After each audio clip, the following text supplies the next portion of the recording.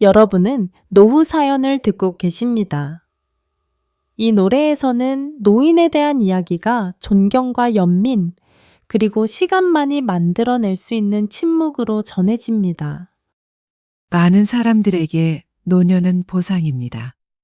이는 그들이 오랜 세월을 살아오면서 삶의 많은 폭풍을 이겨냈다는 표시입니다. 하지만 다른 사람들에게는 오랜 기다림이 필요합니다. 그리고 때로는 그들이 기다리는 것이 결코 오지 않을 때도 있습니다. 매일 아침 일찍 일어나서 아침 식사를 2번이나 만드는 엄마들이 있습니다. 하나는 자신을 위한 것이고 다른 하나는 떠나기 위한 것입니다. 오후 늦게 집 앞에 의자를 가져와 앉는 아버지들이 있습니다. 오늘은 잃어버린 아이가 돌아올지도 모르니까요. 많은 할머니들이 자녀와 손주들에게서 받은 스웨터를 아직도 걸어두고 있습니다. 아무도 그 스웨터를 입지 않은 지 오랜 시간이 지났지만요. 그들은 그것을 외로움이라고 부르지 않습니다. 그들은 그것을 단지 희망이라고 부릅니다. 희망은 깨지기 쉽지만 지속 가능한 것입니다. 마치 작은 집 안의 깜빡이는 석유 램프와 같습니다. 그다지 밝지는 않지만 여전히 타오르고 있습니다. 따뜻하지는 않지만 어둠을 막아줄 만큼은 따뜻했습니다. 첫 번째 에피소드에서는 기다림을 견뎌내고 현재 기다림과 함께 살고 있는 노인들의 실제 이야기, 아니, 거의 실제 이야기를 들려드리겠습니다. 그 이야기들은 그들이 살아온 방식대로 부드럽고 천천히 전해집니다. 올 필요도 없고 후회할 필요도 없습니다. 그저 마음으로 들어보세요. 어쩌면 이 이야기 속 어딘가에서 조부모님의 모습을 알아볼 수도 있을 겁니다. 아니면 부모님, 아니면 당신이 봤지만 인사한 적이 없는 옛 이웃이 있을 수도 있습니다. 아니면 미래의 당신, 우리는 당신을 화나게 하려는 것이 아닙니다. 우리는 여러분께 상기시켜드리고 싶습니다. 때로는 단 한 번의 전화 통화, 악수, 인사만으로도 12년간의 기다림이 녹아내릴 수 있습니다. 이제 첫 번째 이야기에 참여해 보겠습니다. 버스 정류장에서 12년을 보냈어요. 김 여사는 인천 외곽의 작은 동네에 살고 있습니다. 오래된 녹색 지붕의 집은 주변에 버섯처럼 솟아오른 고층 빌딩들 사이에 자리 잡고 있습니다. 매일 아침 사람들은 그녀가 갈색 코트를 입고 낡은 모직 모자를 쓰고 떡 몇 개가 들어있는 청가방을 들고 길 모퉁이에 있는 버스 정류장에서 버스를 기다리는 모습을 봅니다. 그녀가 누구를 기다리고 있는지 아무도 모른다. 어떤 사람들은 그녀가 시장으로 가는 버스를 타려고 그곳에 갔다고 했고, 다른 사람들은 그녀가 신선한 공기를 마시러 그곳에 갔다고 했습니다. 하지만 오랫동안 그 지역에 살았던 사람들은 그녀가 아들을 기다리고 있다는 것을 알고 있습니다. 김 여사에게는 민수라는 이름의 외아들이 있습니다. 그는 옛날에 공부를 잘하고 순종적인 학생이었으며 비가 오면 발이 젖지 않도록 항상 어머니를 업고 다녔습니다.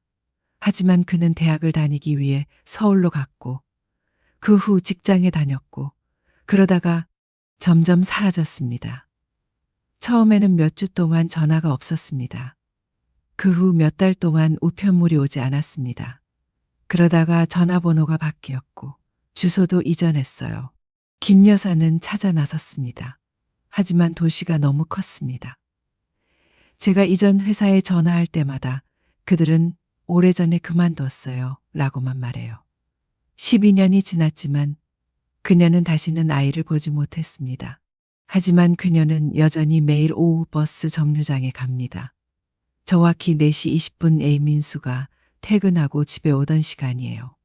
그녀는 잠시 서서 각 버스 정류장을 바라보며 내리는 승객들을 하나하나 눈으로 쫓았습니다. 그녀는 14, 23, 705번 노선이 언제 도착하고 얼마 동안 멈추는지 정확히 알고 있습니다. 하지만 그녀는 차에 탈 필요가 없습니다. 그녀는 그저 거기 서서 바라보기만 했습니다. 오늘은 민수가 뜻밖의 집에 와서 차에서 내려 엄마 라고 부르면 좋겠어요. 매년 민수의 생일마다 그녀는 아들이 가장 좋아하는 색인 인짙은 파란색 모직 스카프를 포장해서 가방에 넣었습니다. 오늘 돌아오면 내가 좀 줄게. 손이 항상 차갑고 장갑도 안 끼고. 어느 날 동네의 한 여성이 그녀가 빗속에 너무 오래 서 있는 것을 보고 그녀에게 우산을 주었습니다. 그녀는 그저 미소를 지었다. 고맙지만 아들을 기다리고 있어요.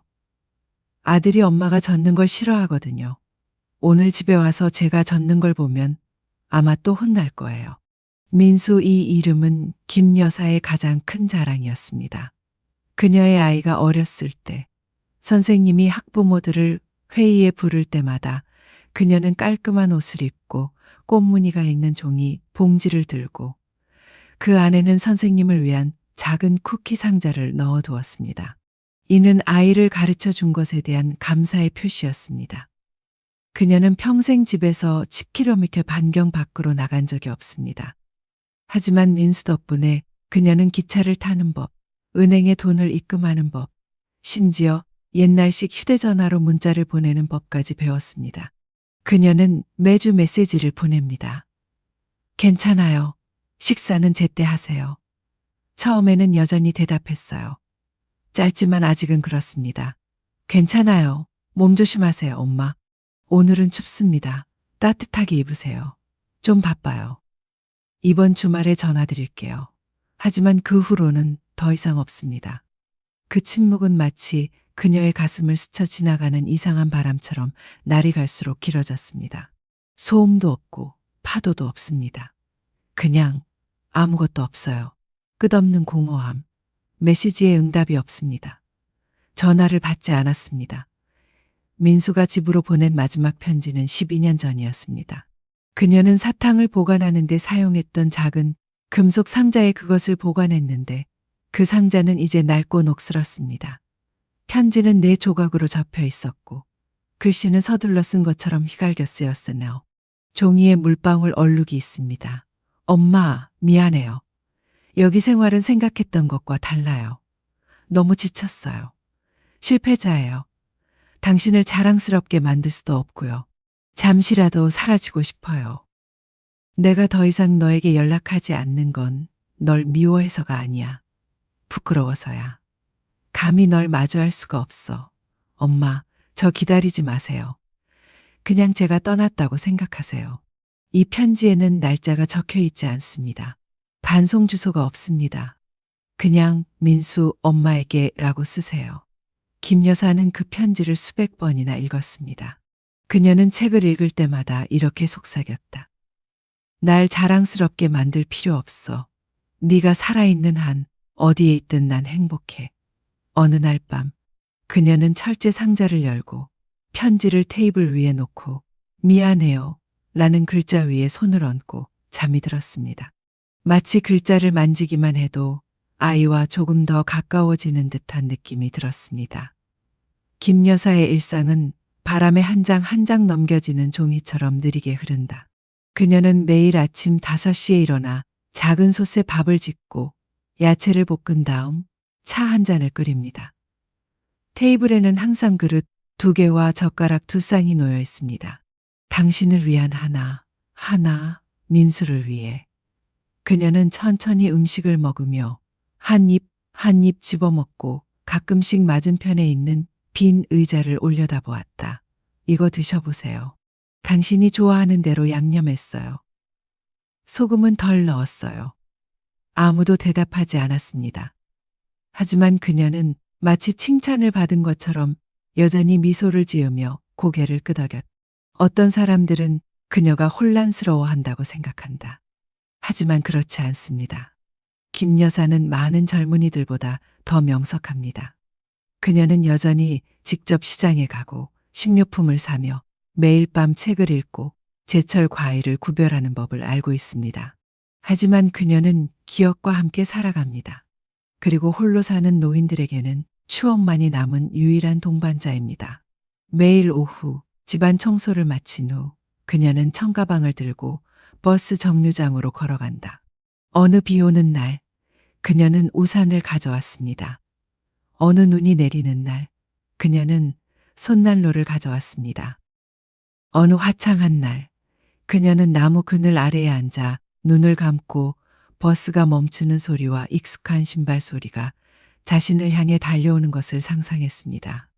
어느 날 그녀가 평소처럼 기다리고 있을 때 중년 남성 한 명이 7, 2번 버스에서 내렸습니다.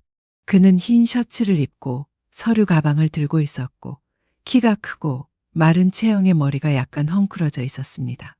예전의 민수와 아주 비슷했습니다.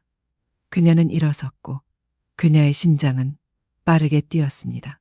민수, 그녀는 속삭이며 그에게로 몇 걸음 다가갔다. 하지만 그 남자는 그녀를 흘끗 쳐다보고 정중하게 고개를 끄덕인 뒤 돌아섰습니다. 그녀는 멈춰서서 마치 조각상처럼 서 있었습니다. 잠시 후 그녀는 벤치로 돌아와 앉았습니다. 떨리는 손을 바라보는 눈. 아니, 그렇지 않아. 하지만 잠시나마 꿈을 꿀 수 있게 해줘서 고마워. 그날 밤 그녀는 집에 돌아와 철제 상자를 열고 파란색 모직 스카프를 꺼내어 한 가닥 한 가닥을 부드럽게 쓰다듬었습니다. 네가 그랬으면 추웠을 거야. 이 수건 내일 다시 빨래할게. 그러고 나서 그녀는 불을 끄고 어둠 속에 앉았습니다. 고요. 마치 옆에서 누군가 숨쉬는 소리가 들리는 것 같아요. 10월 말 어느 날 아침 나뭇잎이 지고 집으로 가는 길이 물에 잠기기 시작했을 때 김 여사는 평소처럼 문을 열고 우편함에서 우표나 소인이 찍히지 않은 오래된 갈색 봉투를 발견했습니다. 그냥 쓰세요. 김 여사님께, 이민수의 어머니께. 그녀는 그 자리에 서서 멍하니 서 있었다. 그는 봉투를 집어 올리면서 손이 떨렸다. 10년 넘게 그녀를 민수 엄마라고 부르는 사람은 아무도 없었습니다. 그녀는 편지를 집으로 가져와서 테이블에 앉아서 마치 그처럼 깨지기 쉬운 물건이 다칠까봐 두려워하는 듯 조심스럽게 편지를 내려놓았습니다. 그녀가 그것을 여는데 몇 분이 걸렸습니다. 안에는 손으로 쓴 메모가 들어 있었습니다. 글씨는 낯설지만 깔끔하고 노력이 엿보인다. 인사도 없. 부산에서요. 그때 민수는 혼자 살면서 작은 공장에서 일했어요. 아주 조용했고 가족 얘기는 절대 안 하셨어요. 어느 날 그는 술을 너무 많이 마셔서 이렇게 말했습니다. 어머니를 두고 왔습니다. 어머니는 제 인생에서 가장 좋은 분이셨습니다. 하지만 다시 돌아갈 용기가 없습니다. 어머니를 실망시켜 드렸습니다. 그럼 그는 직장을 잃었어요. 그리고 사라졌죠. 지금 어디 있는지는 모르겠네요. 하지만 아직도 기다리고 있다면 슬퍼하지 마세요. 그는 당신을 미워하는 게 아니에요. 그냥 어떻게 돌아가야 할지 모르는 거예요. 우연히 작은 신문 기사를 읽고 이 편지를 씁니다. 거기에 12년 동안 버스 정류장에 서 있던 어머니라는 말이 언급되어 있었거든요. 제 생각에는 아마 그분이신 것 같습니다. 만약 그렇다면 부디 그분을 용서해 주세요. 김 여사는 편지를 내려놓았고 그녀의 온몸은 테이블 위에 쓰러졌습니다. 슬퍼서가 아니에요. 하지만 그녀의 심장은 희망을 결코 멈추지 않았고 이제 뛰는 이유가 하나 더 생겼습니다. 당신은 아직 살아있군요. 그녀는 기도하듯 속삭였다. 그날 밤 그녀는 조상재단 앞에 작은 촛불을 켜고 그 옆에 편지를 놓고 깊이 절했습니다. 민수는 죽지 않았어요. 다만 아직 돌아갈 길을 찾지 못했을 뿐이에요.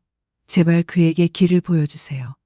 그날부터 그녀는 또 다른 스카프를 뜨기 시작했는데 이번에는 그녀가 전에 한 번도 사용해 본 적이 없는 회색으로 뜨기 시작했습니다. 옛날 건 12년 전 일이야. 이건 다음에 만날 때를 위한 거야. 김 여사가 매일 오후 버스 정류장에 가기 시작한 지 13년이 흘렀습니다. 그녀는 81세가 되었습니다. 걷는 속도가 느려졌습니다. 눈이 많이 흐릿해졌습니다. 하지만 매일 오후 정확히 4시 20분이 되면 그녀는 여전히 청가방을 들고 갈색 코트를 걸치고 모진 모자를 쓰고 익숙한 버스 정류장으로 조용히 간다. 그녀는 잿빛 회색 스카프를 깔끔하게 접어서 언제 줄지 모르는 선물처럼 가방에 보관했다. 이제 동네 아이들은 그녀가 그곳에 서 있는 것을 보는데 익숙해졌습니다. 심지어 누군가가 와서 물었습니다. 할머니, 오늘 아들분이 집에 오시나요? 그녀는 미소를 지으며 머리를 쓰다듬었다. 아직은요. 하지만 기다릴 수는 있어요. 그리고 11월 어느 오후, 평소보다 추웠습니다. 계절의 첫눈은 흰 가루처럼 산발적으로 내린다. 김 여사는 여전히 그 자리에 서 있었습니다. 아무 말 없이 움직이지도 않았습니다. 7002번 버스가 도착해서 멈추었고 몇몇 사람들이 내렸습니다. 그녀는 13년 동안 그래왔듯이 각 사람을 바라보았습니다. 아니, 민수. 하지만 이번에는 차가 떠나려고 할 때 운전자가 차에서 내려 손에 무언가를 들고 있었습니다. 할머니, 누군가 이걸 할머니께 보냈어요. 이름은 안 밝히고 할머니께 전해달라고만 하셨대요. 그것은 오래된 지프로 묶인 작은 상자였습니다. 밖에 손으로 쓴 메모를 붙여 놓으세요. 김 어머니, 기다려주셔서 감사합니다. 김 여사는 상자를 열었습니다. 안에는 그녀와 민수가 어린 시절 옥상에서 웃고 있는 모습이 담긴 오래된 사진이 들어 있었습니다. 그와 함께 진한 파란색 스카프도 있습니다. 그녀가 12년 전에 뜨고는 절대 남에게 주지 않을 거라고 생각했던 스카프. 그녀는 수건을 집어들었고 그녀의 손은 떨렸다. 그런 다음 부드럽게 뺨에 대세요. 그녀의 눈은 감겼다. 눈물은 없어. 울지 마세요. 그저 하루가 끝날 때까지 지속되는 희미한 미소일 뿐이야. 그날 김 여사는 다시 버스 정류장에 가지 않았습니다. 그녀가 친척 집에 이사했다는 소문이 돌았다. 어떤 사람들은 그녀가 요양원에 갔다고 말합니다. 어떤 사람들은 그녀가 민수를 다시 만났다고도 말했습니다. 진실이 무엇인지는 아무도 모릅니다. 하지만 한 가지 확실한 것은 그녀가 더 이상 기다리지 않는다는 것입니다. 그리고 때로는 기다리는 것을 멈출 수 있다는 것은 기적과도 같습니다. 이 이야기를 끝까지 읽어주셔서 감사합니다. 버스 정류장에서 보낸 12년은 노인들에 대한 많은 작품 중 하나일 뿐입니다. 바로 여러분, 바로 옆에서 조용하고 인내심 있게 그리고 이름 붙일 수 없는 신앙을 가지고 사는 사람들 말입니다. 누군가가 전화나 문의를 기다리고 있습니다. 어떤 사람들은 단지 익숙한 발소리가 현관문으로 돌아오는 것을 듣고 싶어 할 뿐입니다.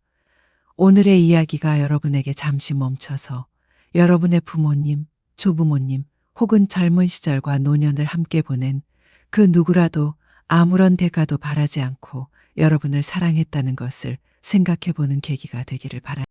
이런 이야기가 의미 있다고 생각하신다면 채널을 구독하시고 이 팟캐스트 에피소드를 관심 있는 사람들과 공유해 주세요. 매번 듣고 매번 공유하는 것은 기다리는 사람들의 현관에 놓인 새로운 의자와 같습니다. 그들에게 그들이 사실 혼자가 아니라는 것을 알려주기 위해서입니다. 노후 사연의 다음 이야기에서 만나요. 여러분이 듣는 매 순간은 때로는 오랫동안 우리를 기다려온 사람들에게 조용히 포옹하고 따뜻하게 바라보는 순간이 됩니다.